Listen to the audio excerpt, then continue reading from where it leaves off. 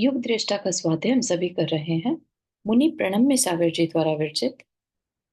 मंगलम भगवान वीरो मंगलम गौतमो गणी मंगलम कुंद कुंदाद्यो जैन धर्मोस्तु मंगलम। नमो अरिहंताणम नमो सिद्धाणम नमो आयर्याणम नमो उवज्जायाणम नमो लोये सवसाहुणम। पंच परमेष्ठी भगवान की जय। अगले 45 मिनट के लिए सभी प्रकार के पापों का त्याग करके सभी नवबर नमोकार मंत्र पढ़ लें।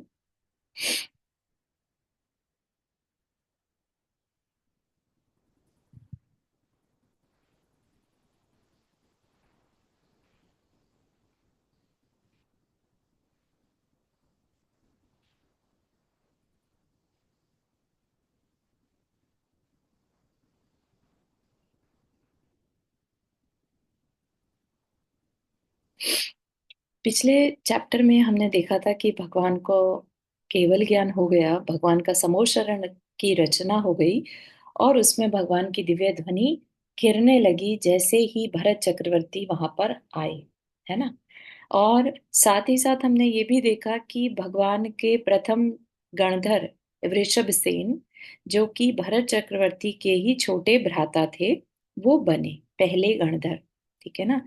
इस काल चक्र की अवसर्पिणी के पहले गणधर अगर कोई बने तो वृषभ सेन बने। तो उनका नाम भी बहुत स्वर्णिम अक्षरों में लिया जाता है कि वो पहले तीर्थंकर के पहले गणधर बने, है ना। और उसके बाद सबने उनकी वाणी को सुना और बहुत लंबे समय तक सुना और उसके बाद सब अपने अपने घर चले गए। ऐसा यहाँ तक हमने देखा था।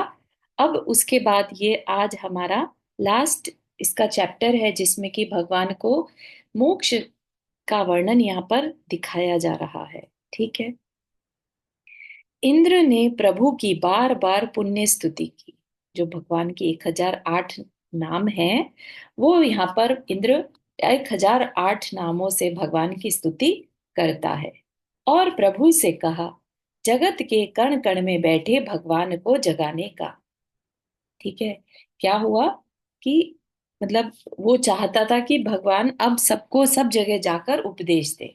अभी तक तो एक पहली जगह जहां पर भगवान को मोक्ष केवल ज्ञान हुआ, वहीं पर उपदेश हो रहा था, है ना।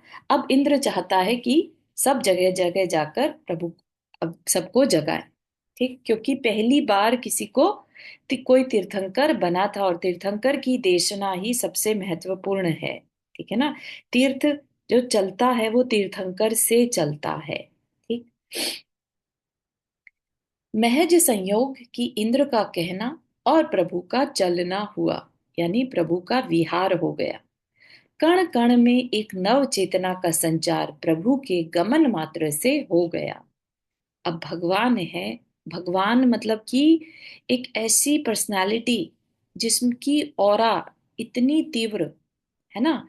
12 योजन का तो उनका समोच्चारण और 100 योजन तक दुर्भिक्ष ना फैले, ऐसा महान और मतलब महात्मा उनका कि कहीं दुर्भिक्ष नहीं, पेड़ पौधों पर फल का आ जाना बिना ऋतुओं के ही। राइट। इस तरह का उनका ऑरा था, एनर्जी थी। राइट। आप समझ ही सकते हैं कि इतनी पॉजिटिव एनर्जी उनकी थी कि इंद्रों के आसन भी कंपायमान हो गए कि कौन सी ये पर्सनालिटी है जिससे हमारा आसन डोल गया। तो वो भी उनके दर्शन करने के लिए, उनके आगे झुकने के लिए आ जाते हैं। इतनी उनकी ऑरा में शक्ति थी। राइट। तो ऐसे में जब वो विहार कर रहे होंगे तो आप सोच सकते हैं किस तरह का दृश्य रहता होगा। ठीक है ना। भगवान के पाँव के नीचे 10 दिशाओं में जो है, आ, हर दिशा में इंद्र 15-15 स्वर्ण कमलों की रचना करता है, जिस पर कि भगवान नहीं चाहते कि उनके पैर के नीचे कमलों की रचना हो, लेकिन ये उनका ऐश्वर्य है। ठीक है ना। और क्योंकि इंद्र को नहीं पता कि वो किस दिशा में विहार कर जाएंगे, तो वो हर दिशा में 15-15 कमल, स्वर्ण कमल आगे से आगे बना देता है। ठीक है ना। तो इस बात को भी इंगित करता है कि इवन दो इंद्र के पास अवधि ज्ञान है, तो भी ये जरूरी नहीं है कि पूरी जानकारी उसके पास हो। अगर ऐसा होता तो वह एक ही दिशा में बना सकता था, राइट। लेकिन भगवान का विहार देखो कैसे बताया गया है यहाँ पर। कौन चल रहा है, कौन चला रहा है, क्यों चला जा रहा है, ये प्रश्न उत्तर को साथ लिए हैं। ठीक है ना। भगवान, क्योंकि उनके पास राग द्वेष नहीं है, ठीक है, ना तो उन्हें अब भक्तों से राग है, शिष्यों से राग है, या परिवार से, राज्य से राग है। उनके सारी जो भी एक्टिविटी है अब अपने आप होती हैं स्वयमेव। उनका विहार भी, मतलब उनके अंदर हल्की सी भी ऐसी इंटेंशन नहीं आती कि मैं चलूं, है ना। क्योंकि अगर ऐसा होगा तो उसमें कहीं ना कहीं राग आ जाएगा। मैं इस दिशा में चलूं या उधर चलूं, कहाँ चलूं। वो अपने आप चलते हैं, ठीक है ना। जहां सामने वाले का पुण्य बुला रहा हो वो उस दिशा में बढ़ जाते हैं अपने आप, ठीक है ना। तभी हमने जब निमित्त और नैमित्तिक के बारे में पढ़ा था, तो भगवान बहुत बड़े निमित्त हैं कल्याण में। लेकिन यू नेवर नो कि कल्याण में निमित्त वास्तव में कौन बन रहा है। वो सामने वाला भी जो है, पूरी की पूरी सोसाइटी एक तरह से कह सकते हैं, उनका निमित्त था। उनके पुण्य का उदय था कि भगवान उनके नगर में पधार रहे हैं। भगवान की अब दिव्य ध्वनि उनके नगर में कही जाएगी, ठीक है ना। तो ये एक अपने आप घटित होने वाली घटना है, भगवान का विहार होना। चारू जी। तो उनको नैमित्तिक बोल देंगे अपन। जी हाँ, निमित्त नैमित्तिक किसके कारण से क्या हुआ। हाँ उमा जी, आपने कुछ बोल रहे हैं? हाँ, मेरा एक प्रश्न है जी। कि आपने बताया कि 15-15 कमलों की रचना 10 दिशाओं में होती है, हम्म। तो वो 150 कमल हुए। लेकिन हाँ ऐसे 225 कमल की रचना होती है, ऐसा आता है ना हाँ, शास्त्र में? 225 होता है। तो हाँ। कितने हो गए? अम, उनको आप 10, डिवाइड, हाँ 10 दिशा, तो दस 24। दिशा में 15-15। 10 तो नहीं कहेंगे क्योंकि ऊपर नीचे को मिलाकर 10 होती हैं, 8 कही जाएंगी, है ना। तो 8 दिशा के हिसाब से उसको लगा लीजिए, डिवाइड करके, ठीक है। तो ऐसा है, 225 होते हैं, ये पक्का है, ठीक है। हाँ, या ठीक है, चलिए। और इतना होने के बाद भी भगवान उन कमलों को नहीं छूते, उससे 4 उंगल ऊपर ही चलते हैं। मौन विहार, मूक प्रकृति और विश्व का कल्याण आपो आप, ठीक है ना। भगवान कुछ कहते भी नहीं, करते भी नहीं, फिर भी कल्याण हुआ जा रहा है, ठीक। राही ही राह बन गया, जो चल रहा है वहीं तक सबको पहुंचना है ना। परमेष्ठी, राइट। परमेष्ठी क्या है? परमेष्ठी मार्ग है। परमेष्ठी तक हमें पहुंचना है, और वो खुद उस रास्ते पर चलकर अब रास्ता बन गए, ठीक है ना। तो राही ही राह बन गया, राह राही की बाट जो रही है। राह राही की बाट, राही जो चल रहा है ना। तो किस रास्ते जा रहे हैं वो सब वेट कर रहे हैं।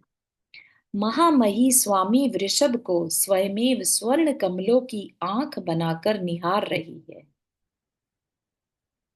एक अपूर्व प्रेम, अद्भुत वात्सल्य है प्रभु के दिव्य दर्शन में, ठीक। भगवान क्योंकि राग द्वेष से रहित हो चुके हैं, उनके अंदर किसी के लिए कोई जजमेंट नहीं है। हर जीव उनके लिए समान है। तो अद्भुत वात्सल्य है। और प्रभु के दिव्य दर्शन में तो जो भी उनको देख रहा है, भगवान के विहार को भी तो देखते होंगे ना। तो उनके सबको मतलब अलग ही तरह के दिव्य दर्शन हो रहे हैं। जहां जहां से प्रभु का विहार हुआ, आक्रांत चित्तों में शांति के पटल उघड़ते चले गए।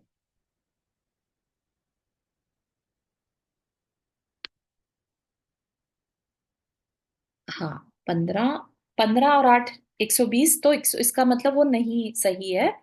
8 दिशाएं हैं, तो उसमें 225 कमलों की रचना करता है। किस शेप में करता है? हर दिशा में करता है। तो कुड भी, उसको अगर आप डिवाइड कर देंगे,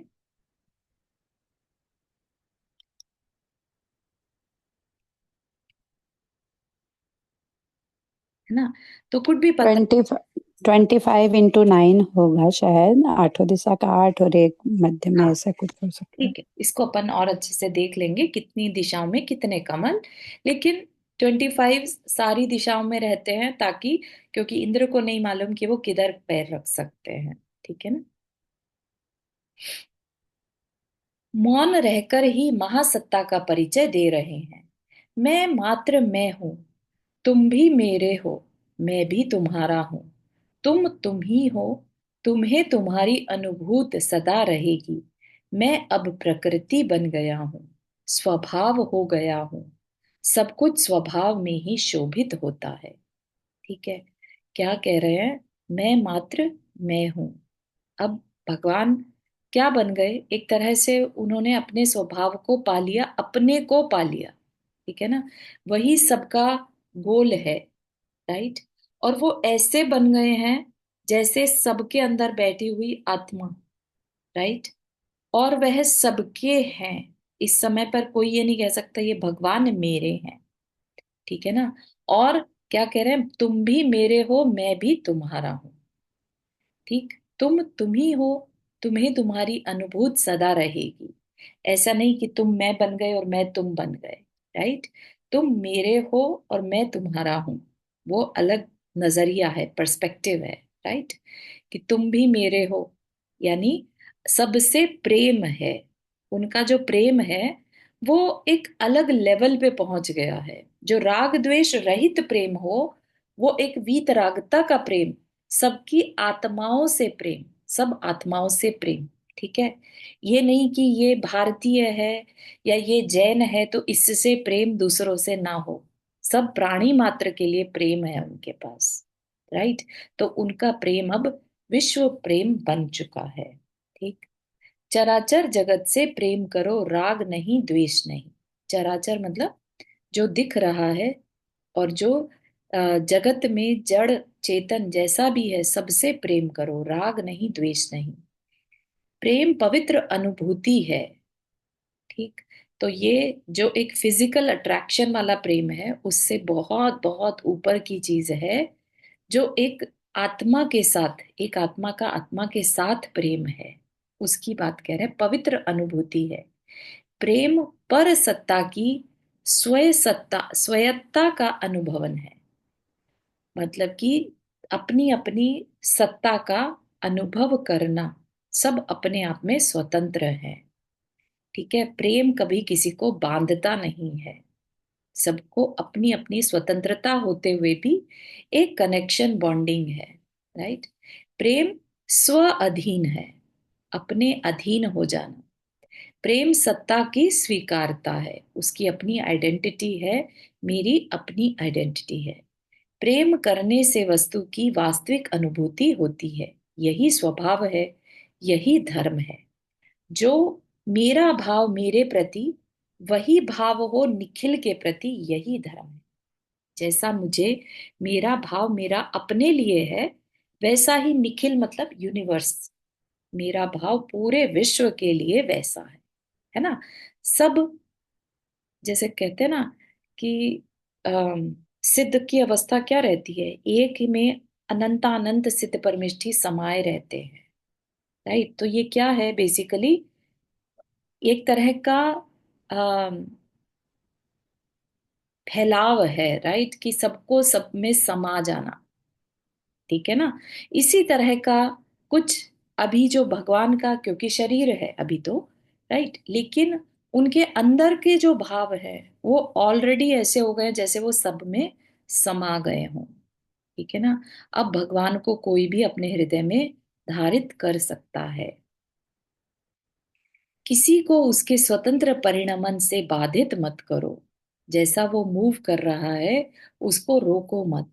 राग बाधा पहुंचाता है, दूसरे को अपनी ओर आकृष्ट करता है, पर को अधिकृत कर पराधीन करना चाहता है, इसलिए विकार है। राग क्या करता है? कंट्रोल करना चाहता है ना। माँ को, पेरेंट्स को अपने बच्चे से राग होता है तो ये मेरे हिसाब से चले, मेरा बच्चा मेरे अकॉर्डिंगली चलना चाहिए। ठीक है, राग है। राइट। राग में कंट्रोल रहता है, पति का पत्नी के ऊपर कंट्रोल है तो वो चाहता है कि ये मेरे हिसाब से चले, राइट। राग बाधा पहुंचाता है, दूसरे को अपनी ओर आकृष्ट करता है, पर को अधिकृत कर कंट्रोल करके पराधीन करना चाहता है, इसलिए विकार है, अधर्म है। राग क्या है? अधर्म है, पाप है। पर सत्ता पर अहम के धब्बे लगाना महा अपराध है। ये मेरा है ना। इस तरह के भाव कहाँ आते हैं? जहाँ राग है, मोह है ना। तो ये क्या है? महा अपराध है। इस अपराध की परंपरा ही आतंक है। अपना कहकर और उस पर कंट्रोल करने की कोशिश करना, जैसा कि आज के समय में कश्मीर वाली जो घटना है वो देख सकते हैं। उसको अपना मानकर, है ना, कि बस कैसे भी ये मेरा है तो किसी और को चैन से नहीं रहने देना, राइट। यही आतंक है। उस अपराधी का वह विचार और उसका बखान ही पर को तंग करता है। कौन सा विचार? कि ये मेरा है। और जब यह तंगी चारों ओर से घिर जाती है तो काम, मोह, लोभ, मात्सर्य की दम घुटन प्रदूषण को जन्म देती है, ठीक।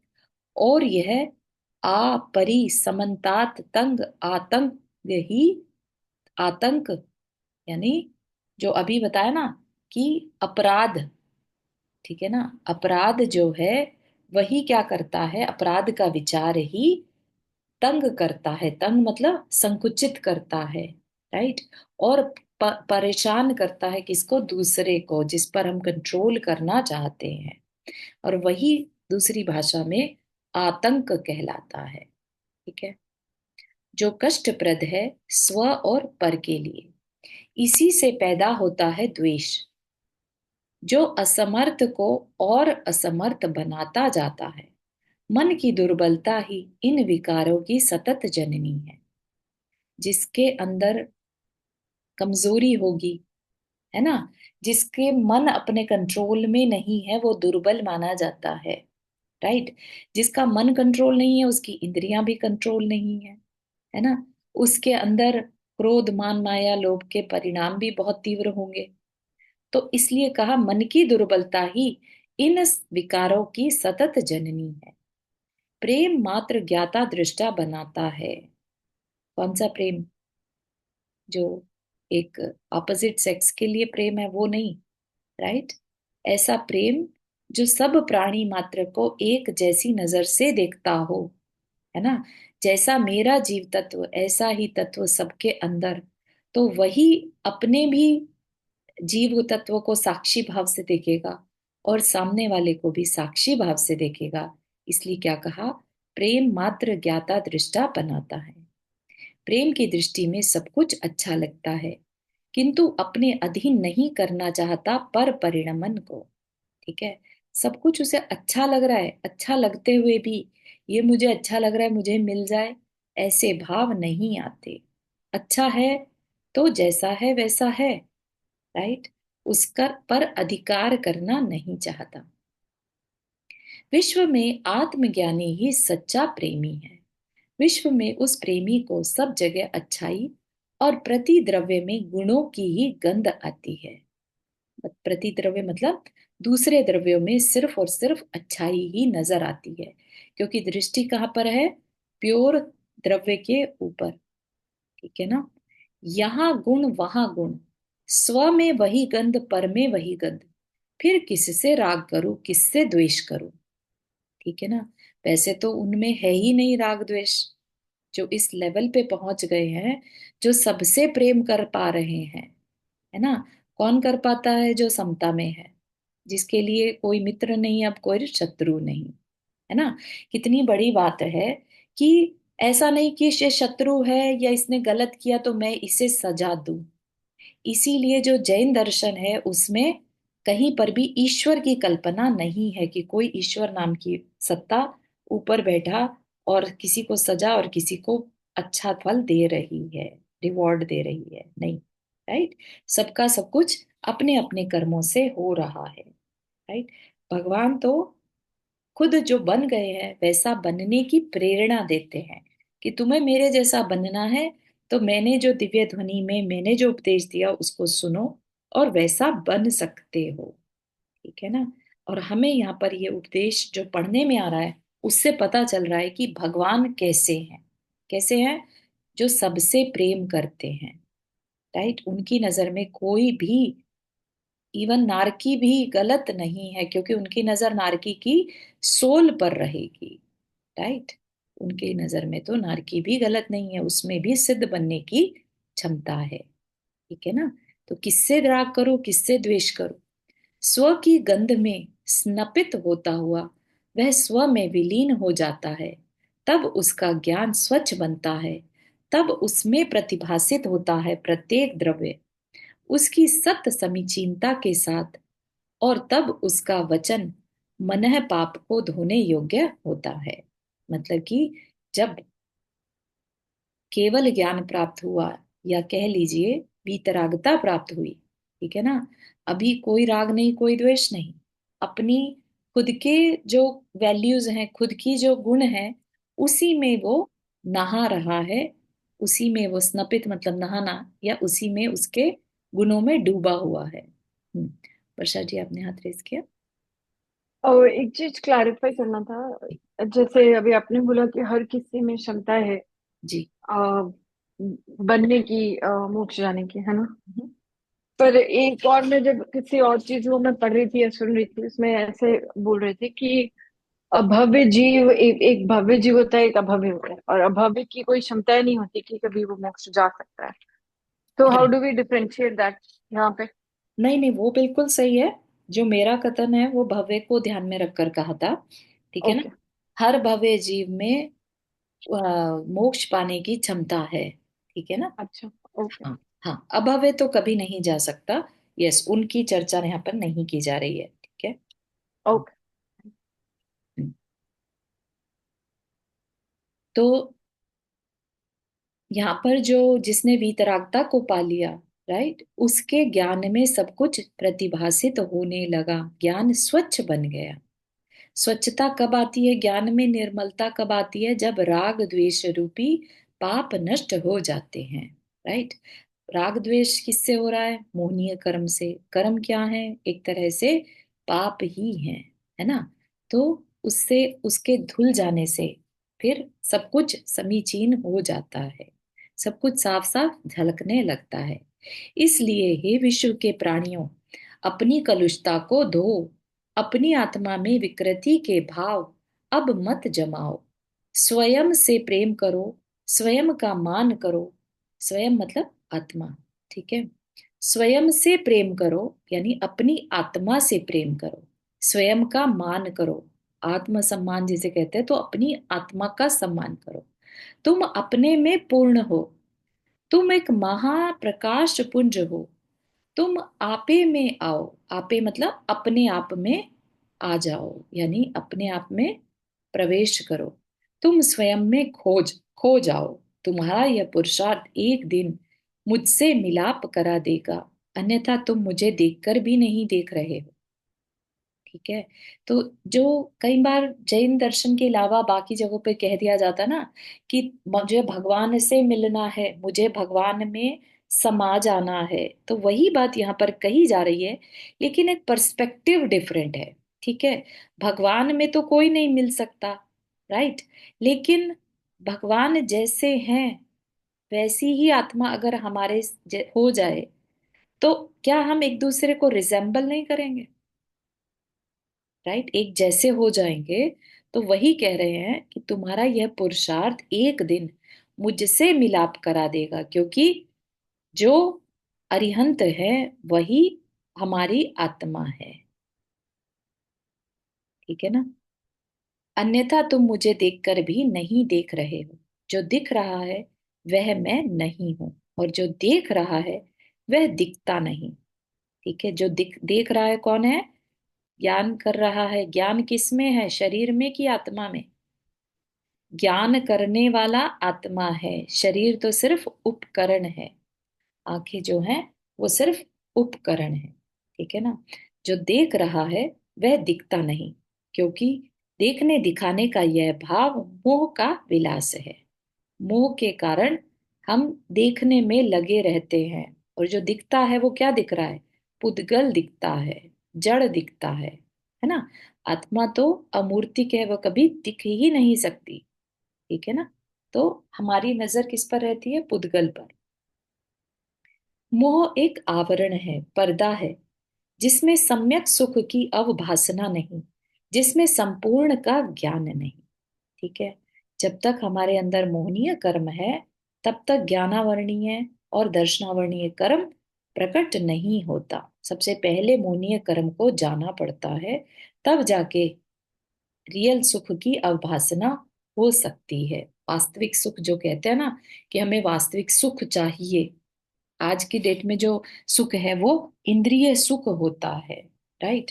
उसी को हम सच का सुख मान लेते हैं। राइट। लेकिन सम्यक सुख यानी वास्तविक सुख कब होगा? जब मोहनीय कर्म चला जाएगा। इतने कितने ही मौन प्रवचन करते हुए, कितने ही आसन्न भव्यों को स्वकीय सत्ता का भान स्वतः होता गया। भगवान का तो मौन चल रहा था। राइट। भगवान की दिव्य ध्वनि खिरती थी, वह भी संपूर्ण अंगों से, ओंकार ध्वनि। राइट। जिसे भले ही जो मागध जाति के देव हैं वो ट्रांसलेट कर देते हो, लेकिन भगवान को तो मौन ही कहा जाएगा, भगवान नहीं बोलते। ठीक है ना। लेकिन फिर भी उनका मौन कितने ही आसन्न भव्य, आसन्न मतलब निकट, और भव्य मतलब वही जो अभी बताया, जिनके अंदर मोक्ष पाने की शक्ति हो। ठीक है। तो आसन्न भव्यों को स्वकीय सत्ता यानी अपनी खुद की पहचान अपने आप होने लगी। सोचिए आप कि एक जिन बिंब के दर्शन से अगर सम्यक दर्शन हो सकता है, अपनी सत्ता का भान हो सकता है, तो क्या साक्षात तीर्थंकर सामने विराजमान हो तो क्या नहीं हो सकता? डेफिनेटली होता ही है ना। कितने ही बार वे चरण कितनी ही जगह रुके, यानी भगवान ने जगह जगह पर विहार किया। बैठे तो प्रभु ने मूसलाधार वर्षा की तरह दिव्य द्वेषणा से इस आर्यवर्त की मृत्तिका को कल्प काल तक के लिए जीवित कर दिया। ठीक है ना। भगवान ऋषभ देव की जो दिव्य ध्वनि खिरी, वो पंचम काल के अंत तक बनी रहने वाली है। राइट। विश्व के कल्याण की विक्षोभकारी भावना का प्रतिफल था, जिसने विश्व को क्षुब्ध कर किया, धरातल पर धर्म का बीज बोया। ठीक है। उन्होंने अपनी पास्ट लाइफ में वज्रनाभि राजा जब थे, चक्रवर्ती थे, तब तीर्थंकर प्रकृति का बंध किया, और वह भी विश्व के कल्याण की भावना के कारण। ठीक है ना। तो उनकी जो ये विश्व के कल्याण की भावना थी, उसी के कारण आज वो है इस तरह से धर्म के बीज को बो पा रहे थे। 84 गणधरों सहित चतुर्विध संघ को लिए यह विहार अनवरत चला। अनवरत मतलब बहुत लंबे समय तक। ठीक है। 1000 वर्ष और 14 दिवस मात्र शेष थे 1 लाख पूर्व में। ठीक है। 1000 वर्ष की तो उनकी तपस्या हुई थी। राइट। क्योंकि जब उनके 1 लाख पूर्व वर्ष बाकी थे, उस समय भगवान को वैराग्य हुआ। नीलांजना का नृत्य देखते हुए जब वैराग्य हुआ था वो घटना, तब उनकी आयु का 1 लाख पूर्व शेष बचा था। अब उसमें से 1000 वर्ष तो उन्होंने तपस्या में निकाल दिया। राइट। और 14 दिन और अलग कर दो, क्योंकि भगवान की जब आयु के 14 दिन शेष बचे, उस समय भगवान का विहार बंद हो गया। ठीक है ना।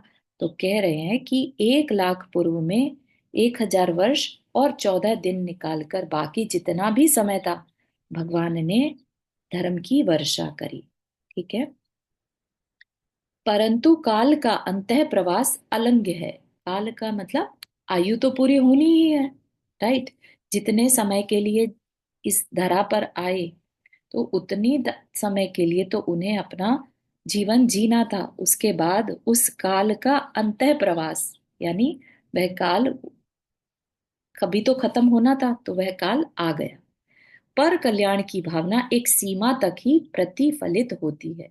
ऐसा नहीं कि इवन तीर्थंकर भी चाहे कि मैं अब अनंत काल तक धर्म देशना करता रहूं, विहार करता रहूं, तो वो नहीं कर सकते। सोच रहे हैं आप कि अगर चाहते तो तीर्थंकर तो सब कुछ कर सकते हैं, तो वो अपनी आयु बढ़ा लेते, लेकिन पॉसिबल ही नहीं है ना। वह भी किसी प्रकृति के किसी भी कार्य को नहीं छेड़ते। स्व कार्य को भूले बिना वह करना विरले योगी ही जानते हैं। सहसा प्रभु की देशना अब रुक गई। कब रुक गई? 14 दिन जब बचे थे। चैतन्य प्राण मचल रहे थे इस आयु प्राण की जड़ता के बंधन को तोड़ने के लिए। ये उनके अंदर के जो आत्मा को लग रहा था अब सिर्फ 14 दिन बचे हैं फ्री होने के, है ना। किंचित भी पर लगाव इन आत्म प्रदेशों पर असह्य हो गया। अब उससे सहन नहीं हो रहा था ये शरीर में बंद कर रहना, बस निकलना था। आयु की कणिका उतनी ही शेष जितने 14 दिन के कालाणु। भरत, अर्क, कीर्ति, जय कुमार, यशस्वती, सुनंदा आदि कितने ही लोगों ने शुभ स्वप्न देखे। क्या हुआ कि जब जिस दिन भगवान को 14 दिन शेष बचे, भगवान का विहार रुक गया, है ना, उस दिन सेम डे सबको डिफरेंट डिफरेंट लोगों को सुबह के समय स्वप्न, शुभ स्वप्न दिखने लगे। ठीक है, तो सबको शुभ स्वप्न दिखने लगे और उन सबका प्रतिफलन है मात्र भगवान की देह का इन चक्षुओं से न दिखना, यानी भगवान को मोक्ष होने वाला है।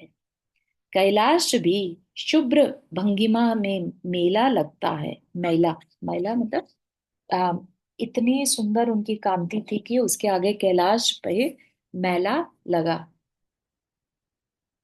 चक्रवर्ती भी इंद्र के साथ पूजा में सम्मिलित है। तो वहां पहुंच गए चक्रवर्ती, भरत चक्रवर्ती इमीडिएटली वहां पर पहुंच गए। 14 दिन का समय शेष बचा था। भगवान अब सिर्फ 14 दिन के लिए और दिखने वाले थे। तो वहां जाकर चक्रवर्ती 14 दिन की लगातार पूजा करता है। इंद्र के साथ पूजा में सम्मिलित है, देखना चाहते हैं इन चरम चक्षुओं से अगम्य गमन। वह भी मोक्ष की वेला को देखना चाहते हैं। आज माघ कृष्णा की चतुर्दशी है। अभिजीत नक्षत्र चंद्र के साथ है। सूर्योदय का शुभ मुहूर्त है और प्रभु विराजित है पूर्व दिशा को मुख किए पर्यंक आसन में, यानी जो आलती पालती मारकर, या कह लीजिए लोटस पोज में। 14 दिन से चल रहा है इन योगों के प्रचलन से आत्म प्रदेशों को रोकने की प्रक्रिया का अजस्र क्रम। 14 दिन से स्टार्ट हो गया योग निरोध का प्रोग्राम। अभी हुआ नहीं है योग निरोध लेकिन अब होगा, है ना। मन, वचन, श्वासोश्वास और कायकृत योगों का निरोध हुआ कि ध्यान सूक्ष्म क्रिया के साथ अप्रतिपाती बन गया। यानी ध्यान सूक्ष्म क्रिया मतलब उनका जो शरीर का योग है वो सब कुछ अब सूक्ष्म सूक्ष्म होता जा रहा है, यानी योग निरोध हो रहा है। वह भी एक प्रकार का शुक्ल ध्यान है। ठीक है ना। जब मन वचन का यानी योग निरोध होता है वह तीसरे शुक्ल ध्यान में ही पॉसिबल है। ठीक, जिस ध्यान से पुनः लौटना नहीं, ऐसा यही तृतीय अप्रतिपाती ध्यान है। लौटना नहीं मतलब अब उसमें बेटर बेटर जो कहते हैं ना, ऊपर ऊपर की तरफ बढ़ते जा रहे हैं। कर्म जो है सब नष्ट होते जा रहे हैं। जो संयोग कैवल्य के अंतिम क्षणों में होता है। ठीक है, कैवल्यता के अंतिम क्षणों में होता है। संयोग केवली और अयोग केवली, राइट। तो सयोग मतलब शरीर अभी है, राइट। तो उतनी समय के लिए अंतिम क्षणों में तृतीय शुक्ल ध्यान हो रहा है। पश्चात इसके बाद क्या होगा? इस संस्कृति में पार्थिव देह का दर्शन मात्र पंच लघु अक्षरों के उच्चारण काल तक ही होता है, जो योग रहित अवस्था है।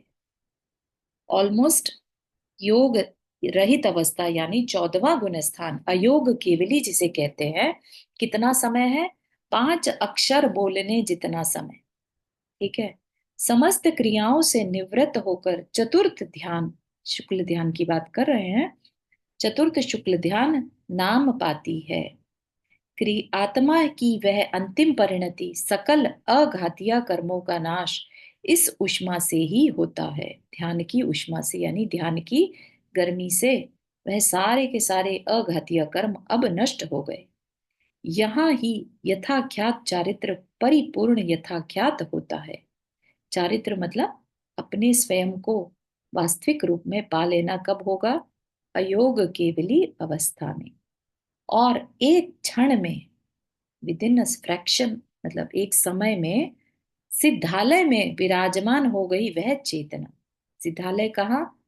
जाकर सबसे लोक के ऊपरी भाग पर, जो कि 16 स्वर्ग से ऊपर जो भी ग्रैवेक हैं, अनुत्तर अनुदिश विमान हैं, है ना, उनके भी ऊपर सिद्धालय में जाकर एक समय में वहां जाकर अवस्थित हो गई।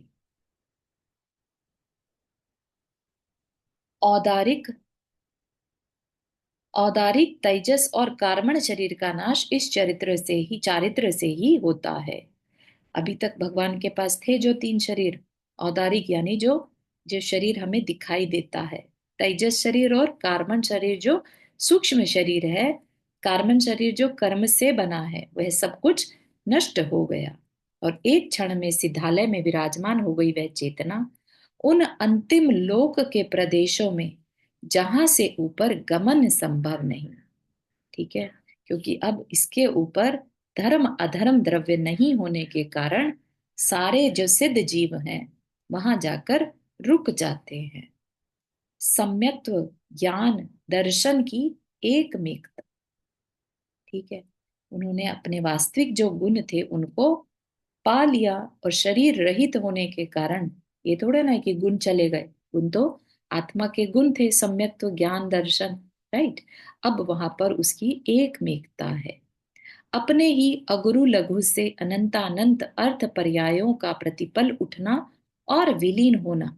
अब क्या है, भगवान अपने ही पर्याय जो है सुख की पर्यायों में अब निवास कर रहे हैं, हर समय नया नया सुख भोग रहे हैं, अनंत काल तक भोगते रहेंगे। ठीक है, जहां सब कोई अबाधित है एक दूसरे से, अपने अपने में जो लीन है, जितने भी सिद्ध हैं एक दूसरे से अबाधित, है ना, एक दूसरे में समाये हुए, ठीक है, वहां पर स्थित हो जाते हैं। यह क्या है? यह अव्याबाद गुण, यह सूक्ष्मत्व आज प्रत्यक्ष हुआ। ज्ञान चेतना की मात्र अनुभूति आज प्रकट हुई। ज्ञान चेतना यानी अभी तक जो चेतना थी वो शरीर से सहित चल रही थी, अब शरीर चला गया और वास्तविक जो गुण है अपना ज्ञान रूप स्वरूपी, राइट, वो बन गए। आज कृत कृत्य हुई भगवान वृषभ की आत्मा। महापरिनिर्वाण की पूजा चल रही है। भरत महाराज किंचित खेद खिन्न है, किंतु श्री गणधर देव के प्रतिबोधन से आत्मशक्ति पा रहे हैं। लोग महाबल से पूर्व जय वर्मा के भव से लगातार एक साथ श्री गणधर के मुख से प्रभु का चरित्र श्रवण कर कृतार्थ हो रहे हैं और युग दृष्टा के चरित्र को इस अढ़ाई दीप में दिखाकर इतने ही प्रमाण परिमित सिद्ध शिला पे विराजित प्रभु को ज्ञान चक्षु से अवलोकित कर रहे हैं। दूर से ही भगवान के मतलब इमेजिन कर रहे हैं, राइट, दिखाई तो क्या ही दे रहे हैं, राइट। इतने ही प्रमाण परिमित, अढ़ाई द्वीप जितनी सिद्ध शिला होती है, राइट, तो उतने एरिया का में इतने ही प्रमाण परिमित सिद्ध शिला पे विराजित प्रभु को ज्ञान चक्षु से अवलोकित कर रहे हैं। उनके साथ बीते प्रतिपल पल का अनुस्मरण कर विभोर हो रहे हैं। सोचिए, सामने सामने भगवान मोक्ष चले गए और सब नीचे उनका वहीं से अपनी ज्ञान चक्षु से दर्शन कर रहे हैं। आदिम तीर्थंकर आदिनाथ जयवंत हो, स्वयमेव अनुशासित प्रशस्य शास्ता जयवंत हो, शम दम दया के निलय वृषभ ज्येष्ठ प्रजा की रक्षा करे। अनवद्य निर्ग्रंथ श्रमण श्रमण शिखामणि रहे, परिचय जेता मर्यादित नेता कली काल में भी अमर रहे। इंद्र देवेंद्र महेंद्र अहमेंद्र नागेंद्र नरेंद्र वंदित चरण आमुक्ति मम हृदय पटल पर अंकित रहे।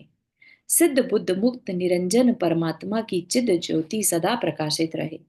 श्रुति स्मृति पुराण काव्य उपन्यास वेदों ऋचाओं और सकल अनुयोगों में भगवान वृषभ की कलाएं अमिट रहें। इस युग के महामानव युग दृष्टा सदा सबके प्रणम्य हो।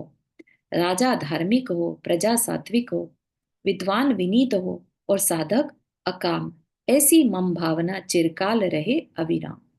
ये किनकी भावना है? प्रणम्य सागर महाराज जी की, जिन्होंने 2002 में नेमावर में आदिनाथ भगवान का यह संक्षिप्त जीवन चरित्र लिखा और यह कार्य पूर्ण हुआ है ना, जिसको हमने आज यहाँ पर 2025 में पूर्ण किया है। ठीक है ना। तो इस तरह से आदिनाथ भगवान की जय जयकार हो और कुंडलपुर वाले बड़े बाबा की भी जय जयकार हो। यहाँ पर आज के समय में अगर आदिनाथ भगवान के दर्शन करने हो तो सबसे ज्यादा पावरफुल जो प्रतिमा जी हैं वो कुंडलपुर वाले बड़े बाबा की प्रतिमा है, जिसमें एनर्जी सबसे अधिक मानी जाती है और वो आचार्य श्री के भी सबसे प्रिय अम, आदिनाथ भगवान है। ठीक है। तो यहाँ पर अपना ये आज का सेशन कंप्लीट हुआ, युग दृष्टा कंप्लीट हुआ। सभी एक बार 9 बार नमोकार मंत्र पढ़ लें।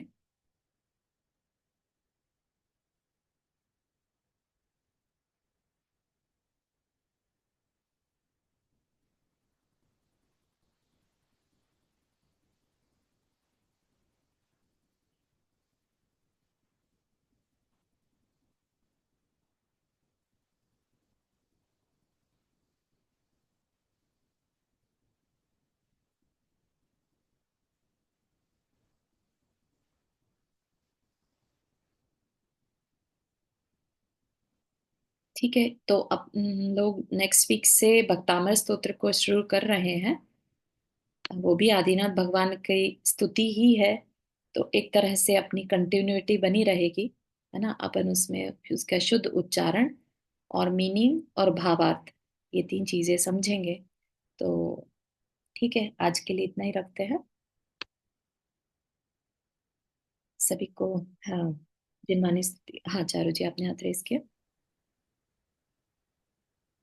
आप म्यूट पर हैं। जय श्री आचार्य जी, थैंक यू वेरी मच। ये बहुत अच्छा चला, ये बहुत अच्छा भी लगा। हाँ सब। मुझे एक्चुअली एक क्वेश्चन पूछना था कि जैसे जो अघातिया कर्म होते हैं वो हम मतलब पुण्य से मिलते हैं, अच्छे कर्मों से मिलते हैं ना। तो जैसे तीर्थंकर भगवान जब तीर्थंकर बन जाते हैं तो उसके बाद जो उनकी वो होती है वो अघातिया कर्म होते हैं उनके पास। तो करेक्ट। क्या हम ये वो लगा सकते हैं कि वो कितने टाइम तक रहे हैं तीर्थंकर उसमें? तो क्या वो इतने सारे पुण्य कर्म थे इसलिए उनकी आयु इतनी लंबी रही, या इस टाइप का कुछ मीनिंग मतलब क्या ये सही बात है या तो पहले तो एक चीज क्लियर करें, अघातिया कर्म पुण्य से मिलते हैं ऐसा नहीं है। अघातिया कर्म वो होते हैं जो आत्मा का घात नहीं करते। ठीक है, घात मतलब आत्मा के गुणों को ढकते नहीं है। ठीक है ना, राइट? हाँ, जैसे ठीक है, तो जैसे नाम कर्म हो गया, शरीर आयु कर्म हो गया, गोत्र हो गया। ठीक है ना। और कौन सा वेदनीय कर्म। ठीक है ना। तो ये जो हैं ये आत्मा के गुणों को घात नहीं करते, इसलिए इनको अघातीय कर्म कहा। तो यस, राइट। जब तीर्थंकर प्रकृति का उदय होता है उस समय घातीय कर्म नाश करके भगवान तीर्थंकर प्रकृति का उदय होता है और वो देते हैं, उपदेश देते हैं। तो इसमें उनके पुण्य के कारण आयु डिसाइड होती है क्या? हाँ, बिल्कुल है, कि जिसने जितने पुण्य किए हैं उस हिसाब से उस काल में वो जन्म लेता है, उस उतनी उतनी आयु के साथ। ठीक है ना। तो इसमें डेफिनेटली अच्छे कर्म किए हो तो सोचिए, आप विदेश क्षेत्र में जन्म है, वहां पर तो एक पूर्व की आयु है ना, 1 कोटि पूर्व की। राइट। तो इतनी बड़ी बड़ी आयु के साथ वहां पर जन्म होता है। राइट। तो 500 धनुष की अवगाहना है। ठीक है ना। तो हम्म। ये सब पुण्य के कारण तो है ही, होता ही है। यस। ओके। थैंक यू आचार्य जी। जी। नंदा जी, आपने आप कुछ हाँ, मैं इस पिक्चर को थोड़ा समझना चाहती हूँ कि ये देवगण अपनी मड़ियों से, मतलब जैसे हम कहते हैं ना कि उनका तो शरीर कपूर बन जाता है, हाँ तो हम, मतलब कोई उनको अग्नि वगैरह नहीं देता है, तो यहाँ पर ये क्या, मतलब उस चीज को दिखा रहे हैं कि ये सारी क्रियाएं भी देवों द्वारा होती हैं। कई जगहों पर ऐसी चर्चा भी आती है कि अग्नि कुमार जाति के जो देव होते हैं वो भगवान के शरीर को अग्नि देते हैं। अच्छा। हाँ, कई जगहों पर ऐसे आता है कि वो कपूर की भांति उड़ जाता है। उनके नख और केश बचते हैं, जिनको कि इंद्र जो है क्षीर सागर में प्रवाहित कर देते हैं। तो ये दोनों ही तरह की बातें आती हैं। अच्छा अच्छा। हम्म, थैंक यू, बहुत अच्छा, बहुत ही अच्छा रहा, जी। पूरा खत्म हुआ। सबके अंदर विशुद्धि बड़ी होगी और आई एम ग्लैड कि हम उसके आगे भी आदिनाथ भगवान की ही स्तुति को कंटिन्यू करेंगे। तो उनके लिए कोई भी चर्चा आएगी तो हमें समझ में आएगा कि वो क्या थे, है ना। उनके पिछले भवों को पढ़ने के कारण जब हम स्तुति पढ़ेंगे तो और भी अपन उनको मन लगेगा उसमें, तो दैट इज ग्रेट। ठीक है, चलिए। जिनवानी स्तुति। जावानी के ज्ञान से सूझे लो कालो, सो वाणी मस्तक धरो सदा दे तो दो। हे जिनवाणी भारती तो ही जपो दिन रैन, जो तेरा शरण गही सो पावे सुख चैन। नो बन।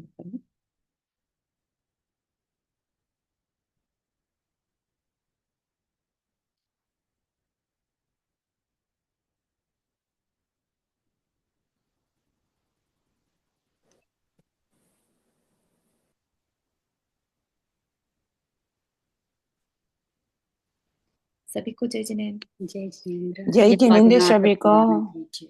जय जिनेन्द्र। जय जय जिनेन्द्र जिनेन्द्र। सभी को, थैंक यू चारू जी चारू जी। सभी को, जय थैंक यू जिनेन्द्र चारू सभी जी। को।